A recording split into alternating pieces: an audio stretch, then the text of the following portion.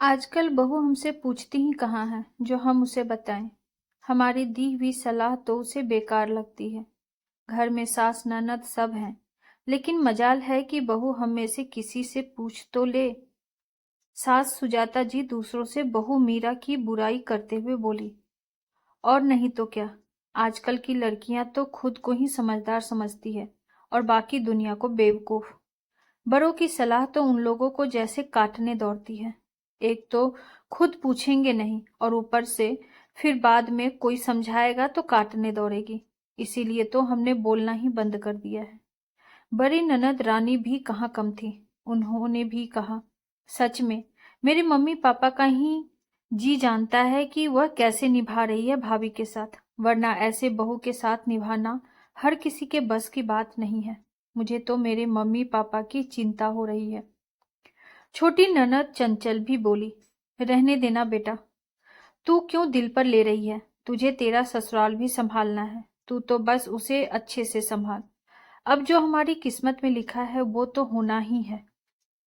अब ऐसी बहू पल्ले पड़ी है तो उसी के साथ निभाना पड़ेगा। सास बेचारी बनते हुए बोली, इतनी बेकार है क्या तुम्हारी बहू। यकीन नहीं होता, हम सब से तो कैसे हंस हंस कर बोलती है। देखकर लगता है कि उसके जैसी तो कोई बहू होगी ही नहीं। मामी सास ने कहा, अरे इसके माँ बाप कुछ नहीं कहते क्या। मासी सास ने कहा, अरे माँ बाप क्या कहेंगे, वो तो उसी का पक्ष लेंगे ना, आखिर खून तो उन्हीं का है। सास सुजाता जी दोबारा बोली, अरे इसका भी एक ही बेटा है, सब पता चल जाएगा जब खुद सास बन जाएगी। इसको भी इसके जैसी ही बहू मिले। लेकिन एक बात समझ में नहीं आई, जीजा जी तो बड़े खुश रहते हैं इनसे, हर जगह बस अपनी बहू की तारीफ करते रहते हैं। मासी सास दोबारा बोली, अब पापा को तो इसी घर में रहना है ना मौसी। अपने घर की बात कोई बाहर बताना चाहता है क्या। और आपको तो पता ही है, मेरे पापा तो शुरू से ही सीधे साधे रहे हैं। जैसा मिल रहा है उसी में खुश रह लेते हैं।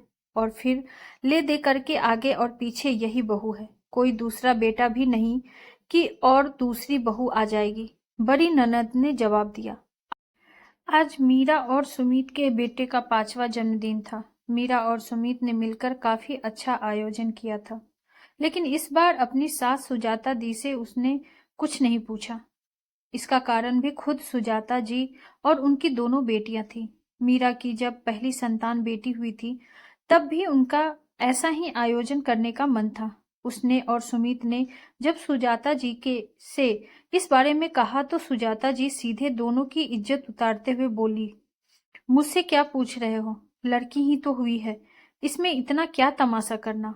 और इतने ही तमाशे का शौक है तो अपने दम पर करो, ये उम्मीद मत करना कि मैं पैसे लगाऊंगी। जैसी तुम्हारी हैसियत हो वैसा प्रोग्राम करो। एक पल के लिए तो अपनी मम्मी की बात सुनकर सुमित भी झेप गया कि उसकी मम्मी कैसे जवाब दे रही है, वो भी उसकी पत्नी के सामने ही। पर फिर हिम्मत करके बोला, मम्मी पैसा तो मैं लगा दूंगा, उसके लिए मना थोड़ी न कर रहा हूं, पर आप ही तो बताओगे कि कैसे क्या करना है। आखिर आप बड़ी हैं। अगर मेरे से ही पूछ कर रहा है तो प्रोग्राम कर ही मत। बेटियों के लिए कोई प्रोग्राम नहीं करता, और अगर किसी और की मर्जी से कर रहा है तो उससे पूछ ले, वो और उसकी माँ बता देंगे कैसे करना है। सुजाता जी ने ये बात कहकर बात को वहीं खत्म कर दिया। आखिरकार ससुर जी ने कहा है, बेटा जो करना है कर लो। आखिर बेटी हो या बेटा, परिवार तो बढ़ा है ना हमारा। जिसे बुलाना है उसे बुला लो। मुझसे जो बन पड़ेगा मैं तुम्हारी मदद कर दूंगा। आखिर पापा का आश्वासन पाकर सुमित ने ज्यादा नहीं 70-80 लोगों का प्रोग्राम ऑर्गेनाइज किया था। आखिर पहली बार उन लोगों ने अपने दम पर कोई प्रोग्राम ऑर्गेनाइज किया था। बार बार वो लोग मम्मी से पैसों की नहीं बल्कि काम में मदद की उम्मीद करते, लेकिन मम्मी ने कोई मदद नहीं की और हर बार एक ही जवाब देती, मेरी तरफ क्या देख रहे हो। जब सब कुछ खुद ही करना है तो खुद ही संभालो। यहाँ तक कि दोनों बहनों ने भी सुमित को परेशान करने में कोई कसर नहीं छोड़ी। नेग लेने के लिए तो दोनों आगे से आगे आ गए, यहाँ तक कि उल्टा मांग मांग कर ले गई, लेकिन मदद कुछ नहीं कराई। यहाँ तक कि जाने से पहले मीरा और सुमित से लड़ भी पड़ी। जब मम्मी ने मना किया था तुम दोनों को प्रोग्राम करने से, तो फिर क्यों जबरदस्ती की तुम लोगों ने? यही इज्जत है तुम लोगों की नज़र में मम्मी की। और ये क्या दिया है तुम लोगों ने हमें? प्रोग्राम करने के लिए पैसे थे, लेकिन बहनों को नेक देकर खुश करने के लिए पैसे नहीं थे। अरे और क्या देगा? इतना कुछ तो दे दिया दोनों बहनों को। 5-5 साड़ियां दे दी, तुम्हारे पति और बच्चों के कपड़े दे दिए, और दोनों को चांदी की पायल बनवा दी। अब इससे ज्यादा क्या देगा? प्रोग्राम कोई इतने बड़े लेवल पर तो किया नहीं था, छोटा सा ही तो प्रोग्राम था। पापा ने बीच में ही कहा। हाँ, हमारी तो नाक कटा दी ना ससुराल में। ये इतना सा सामान लेकर दिखाएंगे हम उन्हें, ऊपर से न्योता भी सिर्फ हम लोगों को दिया। हमारी ननद जेठ जेठानी के परिवार को तो बुलाया तक नहीं। बेटा, अगर तारीफ नहीं कर सकती हो तो बीच में मीन मेख भी मत किया करो। तुम्हारे भाई भाभी ने पहली बार अपने दम पर कोई प्रोग्राम किया है, वो भी एक छोटे लेवल पर, और मेरी नजर में जो किया है बहुत ही अच्छा किया है।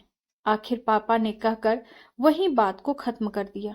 लेकिन उसके बाद बेटी के पहले जन्मदिन पर और बेटे के जन्मदिन पर भी यही हंगामा हुआ। आखिर हर बार जब एक ही जवाब सुनने को मिले तो इंसान कितना पूछेगा।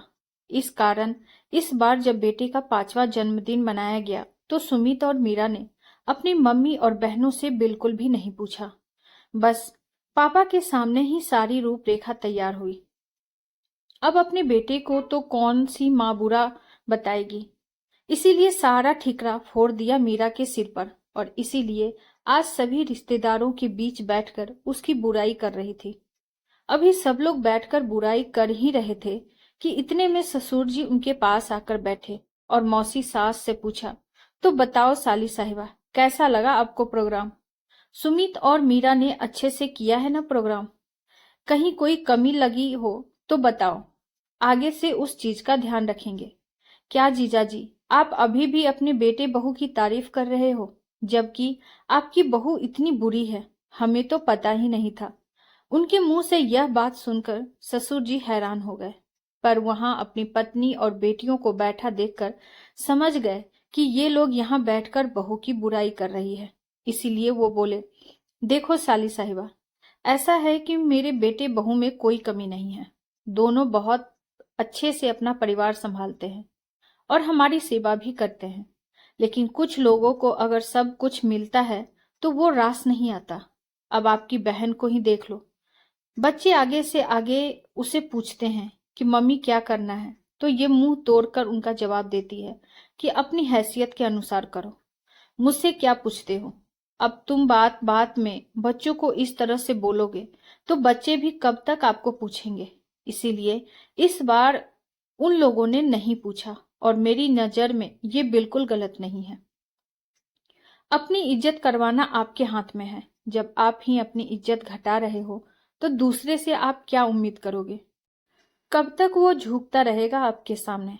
आखिर एक दिन तो पलटकर जवाब दे ही देगा। अब आप लोग ही बताओ, इसमें गलती किसकी है? जीजी, ये तो गलत बात है। जब बेटे बहू आपसे पूछ रहे थे तो आप उन्हें समझा सकती थी कि कैसे क्या करना है, ना कि इस तरह से मुंह तोड़कर जवाब देती। जब आप खुद ही ऐसा कर रहे हो तो बच्चे कब तक आपके सामने झुकते रहेंगे? मामी सास ने कहा। हाँ, बस मैं ही गलत हूँ, बाकी तो सब सही है। सास मुंह फुलाकर बोली। देख लिया तुमने, इसका स्वभाव ही इसका दुश्मन है। बेटे बहू में तो कहीं कोई कमी नहीं है। आखिर ससुर जी ने कहा और अपने काम में लग गए, और सास और ननद इसी तरह मुंह फुलाए बैठी रही। जिसे समझ में आ गया कि गलती सास और ननद की है, वो लोग तो वहां से उठकर चली गई, और जिन्हें सिर्फ मनोरंजन करना था वो उनके पास बैठकर बुराई पुराण का आनंद लेने लगी। पर ससुर जी और बेटे बहू ने कुछ नहीं कहा। जानते थे कि कुछ लोग कभी नहीं बदलना चाहते। आपको हमारी ये कहानी कैसी लगी कमेंट बॉक्स में जरूर बताइए, और ऐसी ही ढेरों सारी कहानियों के लिए वीडियो को लाइक, शेयर और चैनल पे नए हैं तो सब्सक्राइब करना ना भूलें। Thank you.